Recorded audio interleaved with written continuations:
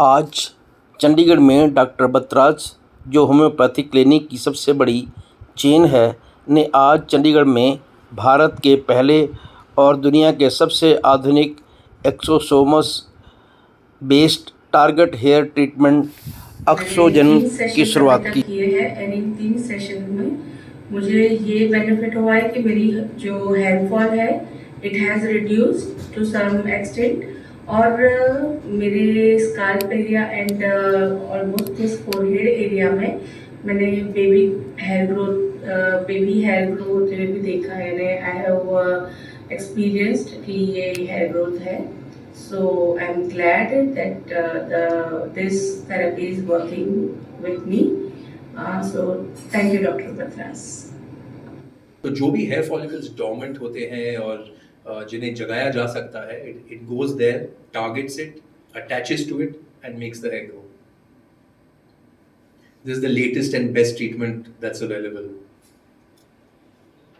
अभी एग्जैक्टली इसका प्रोसीजर क्या है, I will take you to a live demonstration. हमने ये जो एक्सिजन ट्रीटमेंट है ये दुबई में लॉन्च किया है, and I will take you live to Dubai now, where my team will give you a little demonstration for 2 minutes. ये aesthetic room है, यहाँ पे हमारे aesthetic therapists हैं. Please, Soya, over to you. Soya, a licensed Dubai Health Authority aesthetic therapy. Here are Dr. Bansas in Dubai Healthcare Plan. Today I am very excited to walk you through our revolutionary treatment, excision treatment, which is a cut-edge solution for hair regeneration. Moving on to the first step of our procedure, which is oxygenation.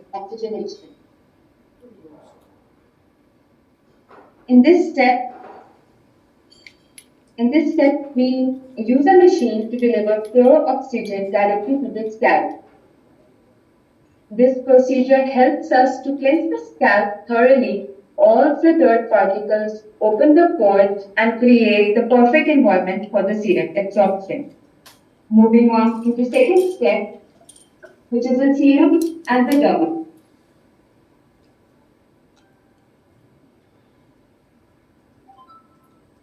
In this step, we use the specially formulated serum, which is an exosome serum packed with powerful 1470 hair growth factors which stimulate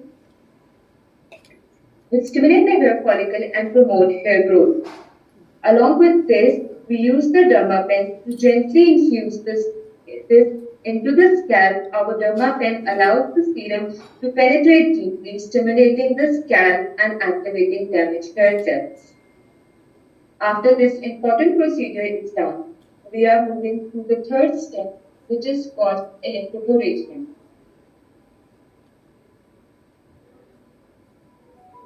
In this, we use the warm probe to massage it gently on the scalp to push the serum deeper into the scalp.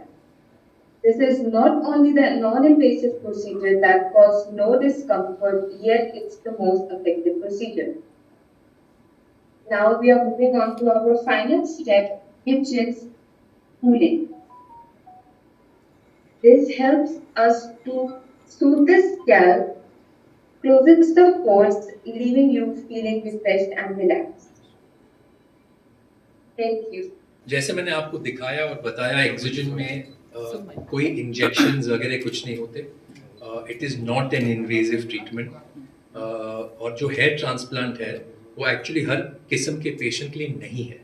Hair transplant is only meant for a certain type of patients. और जैसे आपने सही कहा, hair transplant के कुछ side effect भी होते हैं अगर उसे सही पेशेंट पे नहीं किया गया, अगर उसे सही तरीके से नहीं किया गया. इसमें वैसे कोई साइड इफ़ेक्ट्स बिल्कुल नहीं है, क्योंकि यहाँ ये सर्जिकल प्रोसीजर नहीं है. इसलिए जो आपको दिखा है दुबई में, वो जो मशीन है उसमें कोई इंजेक्शंस, पेनिट्रेशन कुछ नहीं होते. वो मशीन के द्वारा जो दवा है वो फॉलिकल तक पहुंचती है. तो जो मेडिसिन है वो होम्योपैथिक की मेडिसिन. इसमें 2 मेडिसिन है. एक तो ग्रोथ फैक्टर्स हैं जो साउथ कोरिया से आते हैं, दूसरे होम्योपैथिक मेडिसिन से. दोनों का कॉम्बिनेशन करके ये ट्रीटमेंट होता है. और इसमें ज़रूरी समझना क्या है कि डॉक्टर बतराज ये कंपनी है जो पेशेंट्स को अंदर से और बाहर से दोनों से ट्रीट करती है. ये बहुत ज़रूरी है. क्योंकि बहुत से क्लिनिक्स हैं जो सिर्फ एस्थेटिक ट्रीटमेंट्स करते हैं ऊपर से, और अगर आप डॉक्टर्स के पास जाएं तो वो दवा देते हैं अंदर से। पर डॉक्टर बतराज में दोनों का कॉम्बिनेशन होता है पेशेंट बेनिफिट के लिए। जो आप होम्योपैथी ट्रीटमेंट लेते हैं वो अंदरूनी है, वो जड़ से बीमारी को ठीक करती है और आपको लॉन्ग टर्म रिजल्ट देती है, और जो अंडरलाइंग कॉजेज हैं उसे ठीक करती है। और जो एस्थेटिक ट्रीटमेंट्स हैं वो बहुत जल्दी से रिजल्ट देते हैं।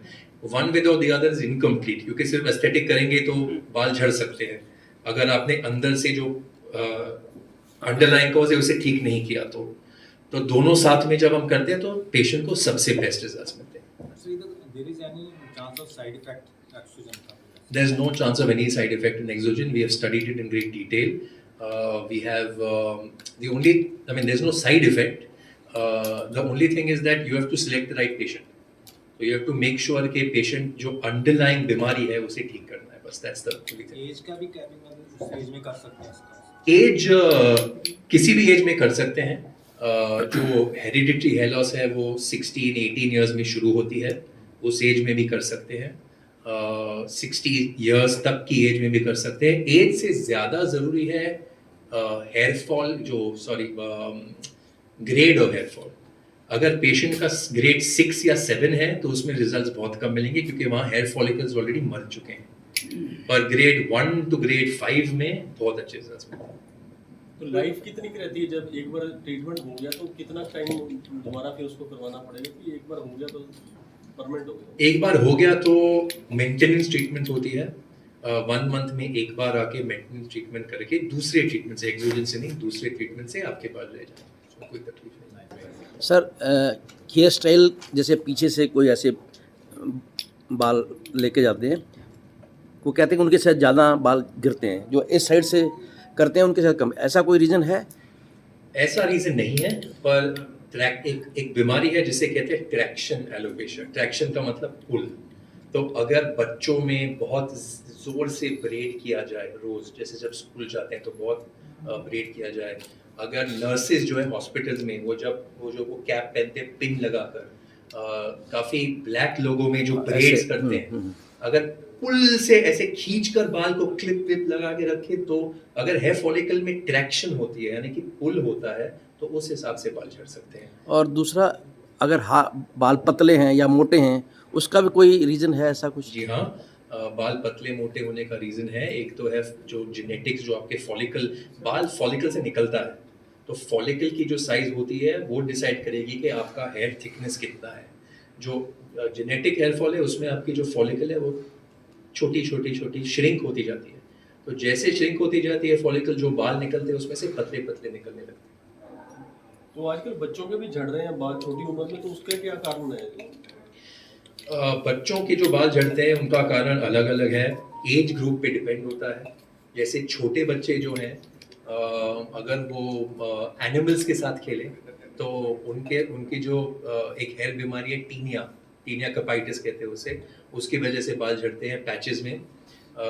दूसरा, जो एडोलेसेंट बच्चे होते हैं जैसे 13 से लेके 17 साल तक, उनके बाल झड़ते हैं because of a condition called trichotillomania. इस ट्राइक का मतलब है हेयर, टिल मतलब पुल, और मेनिया मतलब बीमारी। और ये अनफॉर्चुनेटली लड़कियों में 6 गुना ज़्यादा है जाके लड़कों में, and this is an anxiety related pull. तो अगर फैमिली में कोई तनाव है, डिवोर्स हो रहा है, बच्चा बुली हो रहा है स्कूल में, they are not able to settle in their environment, तो उस वजह से it becomes like a habit and a stress habit कि ऐसे खेलते खेलते बाल निकाल दें। और कभी कभार बाल खाते भी हैं, और वो बाल खाने से कभी कभार इमरजेंसी भी हो जाती है, जहाँ पे जो पूरे बाल है वो जाके इंटेस्टाइन में ब्लॉक हो जाता है, और फिर emergency surgery is the only way. So it depends on the age. 16-17 के बाद जब हार्मोन चेंज होते हैं तभी जाकर ऐसे हेयर फॉल होते हैं, हेरिडिटरी हेयर फॉल होता है, पैटर्न हेयर लॉस होता है। और एक बहुत बड़ा कारण है बच्चों में पौष्टिक आहार ना होना। तो जब जाकर वो मतलब फास्ट फूड्स खाते हैं या बराबर खाना नहीं लेते, हॉस्टल जाते हैं, वहाँ पे उनका जो खाने की रूटीन और रेजिम हो जाती है। जैसे मैंने कहा, hair is a very fast multiplying cell of the body. आपको पता होगा कि जो कैंसर पेशेंट्स होते हैं उनमें बाल झड़ते हैं, जब भी वो कीमोथेरेपी शुरू करते हैं। इसका वजह क्या है? इसका वजह ये है कि जो कीमोथेरेपी दवा होती है, that targets any fast multiplying cell, so it tries to target a fast multiplying cell. तो वो कैंसर के साथ साथ hair is the fastest natural fast multiplying cell of the body. तो उसकी वजह से कीमोथेरेपी की जो दवा है वो जाके बालों को भी किल करती है। तो because the cells are so fast growing, they need nutrition, they need food, they need blood supply. तो अगर आप स्मोकिंग करेंगे तो उससे आप उसे दिखा, स्टडी शो दैट स्मोकिंग से आपके जो ब्लड वेसल्स है वो श्रिंक होते हैं, और जैसे ब्लड वेसल श्रिंक होते हैं, जो न्यूट्रिशन बालों में मिलना है, जो खून बालों में मिलना है, वो कम हो जाता है, इसलिए बाल झड़ते हैं। सिमिलरली आयरन और प्रोटीन बहुत ज़रूरी है बालों के लिए। तो without iron and protein you can not, protein is a very important part of all nails, hair, all body function, muscle building. So जहाँ पे टिश्यू को डैमेज होता है वहाँ प्रोटीन की ज़रूरत है ताकि उसे बिल्ड करे। जिम का वही फंडा है ना, जिम में जाके आप मसल टेयर करते हो, माइक्रो टेयर्स होते हैं, और फिर प्रोटीन से वो मसल वापस बिल्ड हो जाता है। तो वैसे ही hair also requires protein, hair also requires iron. So these are the two most important things.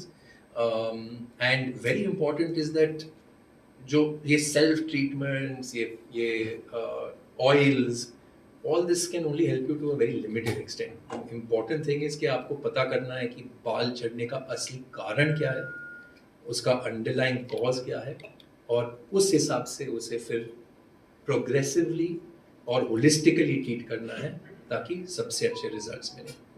बाल झड़ने का शैम्पू और सोप्स का भी कोई कारण है?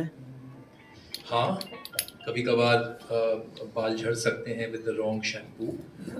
तो यहाँ पे मेरी सलाह यही होगी कि एक माइल्ड शैम्पू यूज़ करें। दूसरी चीज़ है कि जो स्कैल्प का पीएच है वो 6.5 है। अगर आपका शैम्पू एसिडिक हो या अल्कलाइन हो तो आपके स्कैल्प को इरिटेशन हो सकती है। इसलिए अगर एक 6.5 pH का शैम्पू यूज़ करेंगे तो उससे आपको सबसे अच्छी कंफर्ट मिलेगी। Thank you.